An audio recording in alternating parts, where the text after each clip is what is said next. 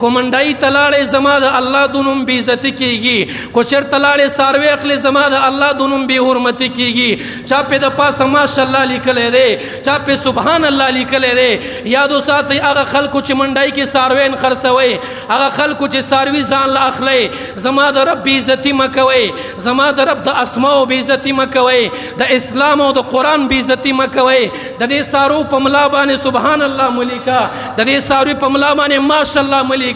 ولی دا ساروی التا گندگی کے ناستے دا میتیازو کے ناستے بالماززے کے ناستے مسلمان تا کی دمر عقل نشته دے مسلمان تا کی دمر ضمیر نشته دے دا ساروی چه گندگی کے ناستے دا اللہ نم گندگی ترسیدلے دے دا غوجل کے ولاړ دے دا اللہ نم پو غوجل کے پروت تے لگ سوچ و فکر نکار والے چاولا پغاڑا کی دا شیان واچول چاولا پملا بانی لکل کڑی دی نمائش دا پارے کڑی دی ډول او سنگار د پاره کړی دی قربانی د ډول او سنگار د پاره نه ده قربانی د نمایش د پاره نه ده قرآن په دې ګواه دی لن ینال الله لحومها ولا دماؤها ولکن یناله تقوا منکم الله به ستاسو غوښو ته محتاج نه یم ستاسو وینو ته محتاج نه یم ستا مال ته محتاج نه یم ستا څاروي ته محتاج نه یم